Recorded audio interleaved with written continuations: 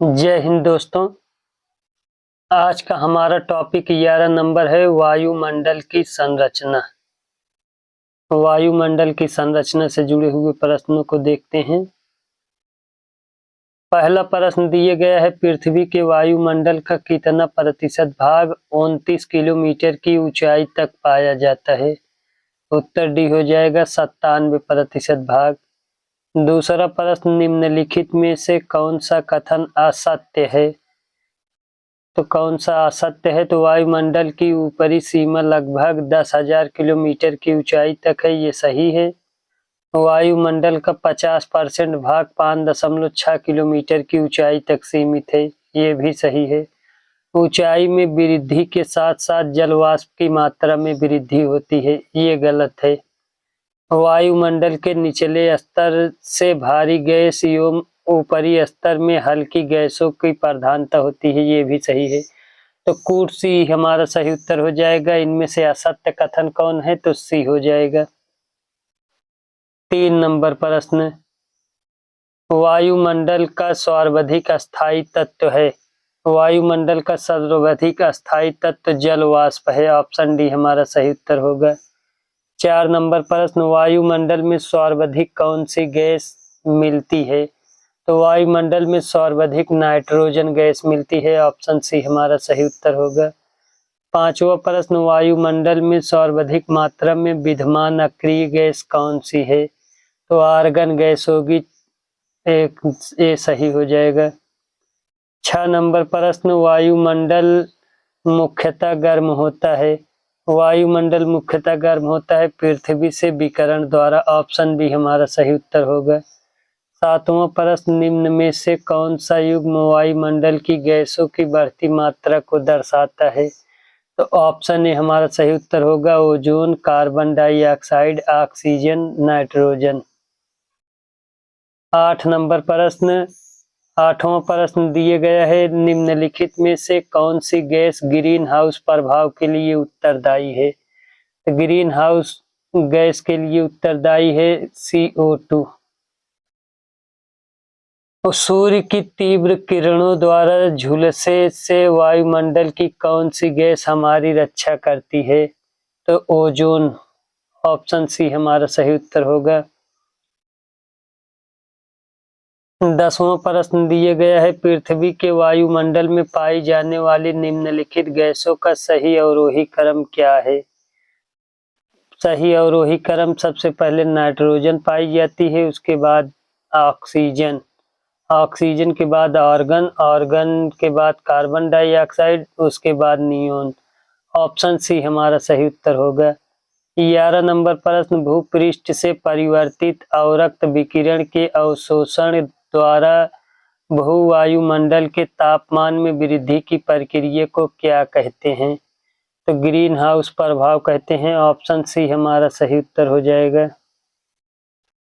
12 number प्रश्न, वायुमंडल में नाइट्रोजन का प्रतिशत कितना है? तो वायुमंडल में नाइट्रोजन का प्रतिशत 78.3% है, ऑप्शन सी हमारा सही उत्तर होगा।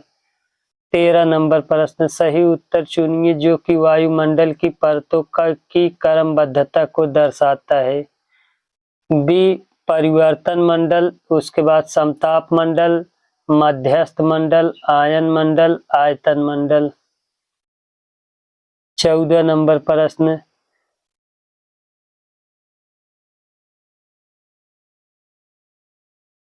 वायुमंडल को क्षोभ मंडल, समताप मंडल आदि परतों में विभाजित करने का मुख्य आधार क्या है?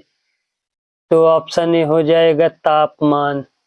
15 नंबर प्रश्न, क्षोभ मंडल की धरातल से औसत ऊंचाई लगभग कितनी है? तो 14 किलोमीटर, ऑप्शन बी हमारा सही उत्तर होगा। 16 नंबर प्रश्न, निम्नलिखित में से किस मंडल को संवहन मंडल भी कहा जाता है?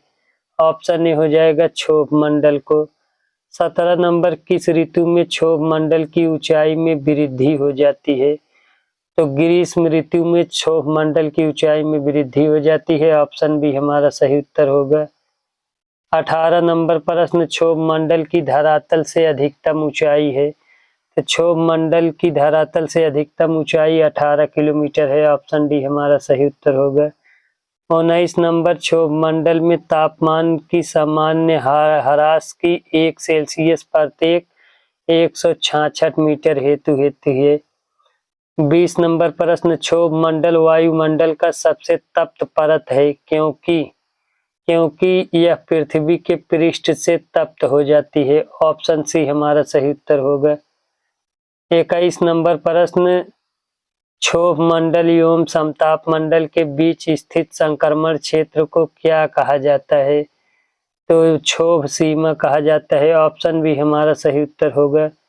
22 नंबर प्रश्न, पृथ्वी के वायुमंडल का सर्वाधिक घनत्व कहाँ होता है? ऑप्शन ए क्षोभ मंडल पर होता है। 23 नंबर प्रश्न, विविध जलवायु एवं मौसम दशाओं को बदलने वाली सभी महत्वपूर्ण वायुमंडलीय प्रक्रियाएं कहाँ घटित होती हैं? तो क्षोभ मंडल में घटित होती हैं। ऑप्शन डी हमारा सही उत्तर हो जाएगा। 24 नंबर प्रश्न, क्षोभ मंडल वायुमंडल का निचला स्तर है जिसकी ऊंचाई भूमध्य रेखा पर होती है। तो जिसकी ऊंचाई भूमध्य रेखा पर 10 मील होती है। 25 नंबर प्रश्न, मेघ गर्जन वायुमंडल की किस परत में होता है? तो मेघ गर्जन वायुमंडल की क्षोभ मंडल में होता है। परिवर्तन मंडल या क्षोभ मंडल का में तापमान, परिवर्तन मंडल या क्षोभ मंडल में तापमान ऊंचाई के साथ घटता है। ऑप्शन ए सही उत्तर होगा। 27 नंबर प्रश्न, समताप मंडल है तो समताप मंडल क्या है? तो क्षोभ सीमा के ऊपर स्थित प्रदेश है। ऑप्शन डी हमारा सही उत्तर हो जाएगा।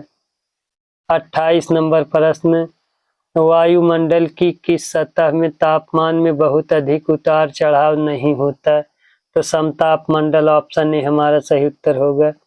29 नंबर प्रश्न, ओजोन परत मुख्यतः कहाँ पाई जाती है? ओजोन परत मुख्यतः समताप मंडल में पाई जाती है। ऑप्शन सी हमारा सही उत्तर होगा।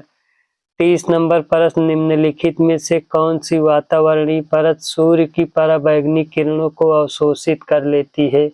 ऑप्शन डी हो जाएगा ओजोन मंडल। 31 नंबर प्रश्न, समताप मंडल को जेट विमानों की उड़ान के लिए आदर्श माना जाता है क्योंकि इस परत में बादल तथा अन्य मौसमी घटनाएं नहीं होती। ऑप्शन डी हमारा सही उत्तर हो जाएगा। 32 नंबर प्रश्न, समताप मंडल के संबंध में निम्न में से कौन सा कथन असत्य है? तो कौन सा कथन गलत है हमें बताना है। तो समताप मंडल का विस्तार 50 किलोमीटर की ऊंचाई तक पाया जाता है, ये सही है। समताप मंडल की सीमा आयन मंडल से मिलती है, ये गलत है। ऑप्शन बी हमारा सही उत्तर हो जाएगा। तीसरा देख लेते हैं, इस मंडल में बादलों का अभाव पाया जाता है, सही है। इस मंडल में धूल कण और जलवाष्प की मात्रा काफी कम होती है, ये भी सही है।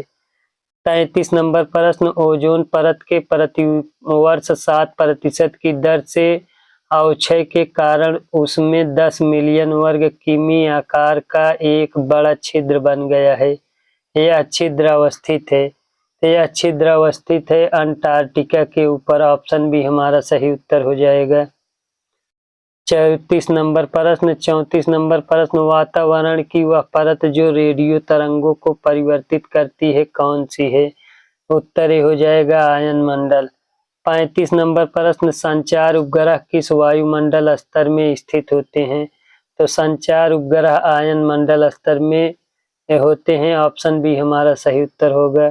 36 नंबर प्रश्न, वायुमंडल में ओजोन स्तर के अवक्षय का कारण निम्नलिखित में से कौन सा रसायन है? तो इनमें से कौन सा रसायन है? तो क्लोरोफ्लोरोकार्बन। ऑप्शन डी हमारा सही उत्तर हो जाएगा। 37 नंबर प्रश्न, रेडियो की लघु तरंगे आयन मंडल की किस परत में परिवर्तित होकर धरातल पर आती हैं? तो एफ परत में। ऑप्शन सी हमारा सही उत्तर हो जाएगा। 38 नंबर, ऊपर से नीचे की ओर वायुमंडल की विभिन्न परतों की सीमाओं का कौन सा क्रम सही है? तो मैग्नीटोपाज, मोसोपाज, स्ट्रोटोपाज, टोपोपाज। ऑप्शन ए हमारा सही उत्तर हो जाएगा। 39 नंबर प्रश्न, वायुमंडल के किस भाग में जलवाष्प की कुल मात्रा का 90% भाग विद्यमान रहता है? तो अब उत्तर सी हो जाएगा क्षोभ मंडल। 40 नंबर प्रश्न, वायुमंडल का कौन सा भाग रसायन मंडल का एक भाग है? उत्तर डी हो जाएगा ओजोन मंडल। 41 नंबर प्रश्न, किस वायुमंडलीय परत को मौसमी परिवर्तन की छत के नाम से जाना जाता है? उत्तर भी हो जाएगा क्षोभ मंडल। हवाई जहाज पराया डॉट डॉट में उड़ते हैं, तो हवाई जहाज पराया समताप मंडल में उड़ते हैं। ऑप्शन बी हमारा सही उत्तर हो जाएगा। 43 नंबर प्रश्न, पृथ्वी की सतह से सबसे दूर वातावरणीय परत को क्या कहते हैं? तो पृथ्वी की सतह से सबसे दूर वातावरणीय परत को वायुमंडल कहते हैं। ऑप्शन सी हमारा सही उत्तर होगा। 44 नंबर प्रश्न, पृथ्वी के समीप पाई जाने वाली वायुमंडलीय परत क्या कहलाती है? तो पृथ्वी के समीप पाई जाने वाली वायुमंडलीय परत को ट्रोपोस्फेयर कहते हैं। ऑप्शन ए हमारा सही उत्तर होगा। वातावरण में सबसे ज्यादा ओजोन का संकेंद्रण कहाँ होता है? तो वातावरण में सबसे ज्यादा ओजोन का संकेंद्रण समताप मंडल में होता है। ऑप्शन सी हमारा सही उत्तर हो जाएगा। 46 नंबर प्रश्न, समुद्र तल पर औसत वायु दाब कितना होता है? तो समुद्र तल पर औसत वायु दाब 1013.25 मिलीबार होता है। ऑप्शन बी हमारा सही उत्तर होगा। 47 नंबर प्रश्न, वायु दाब प्रायः सर्वाधिक होता है जब वायु होती है ठंडी तथा शुष्क। ऑप्शन ए हमारा सही उत्तर हो जाएगा। 48 नंबर प्रश्न, वायु दाब में अचानक आने वाली कमी निम्न में से किसका सूचक होती है? उत्तर भी हो जाएगा तूफानी मौसम का। सामान्य वायु दाब पाया जाता है, सामान्य वायु दाब सागर तल पर पाया जाता है। ऑप्शन सी हमारा सही उत्तर हो जाएगा। 50 नंबर प्रश्न, निम्न में से कौन सा कथन सत्य है? तो कौन सा कथन इनमें से सत्य है? सागर तल पर वायु दाब अधिकतम होता है, सही है। वायु दाब को मिलीबार एमबी में मापा जाता है, ये भी सही है। किसी भी स्थान पर वायु दाब 2 बार बढ़ता और 2 बार घटता है, ये भी सही है। ऑप्शन डी हमारा सही हो जाएगा उपर्युक्त सभी। 51 नंबर प्रश्न, निम्नलिखित में से कौन सा कथन सत्य है?